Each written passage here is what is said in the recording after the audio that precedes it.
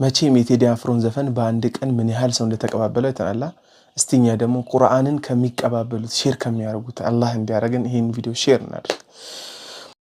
ላ ዩከሊፉ ላሁ ነፍሰን ኢላ ውስዐሃ ለሃ ማ ከሰበት ወዐለይሃ መክተሰበት ረበና ላ ቱአኺዝና ኢን ነሲና አው አኽጠእና ربنا ولا تحمل علينا إصرا كما حملته على الذين من قبلنا ربنا ولا تحملنا ما لا طاقة لنا به واعف عنا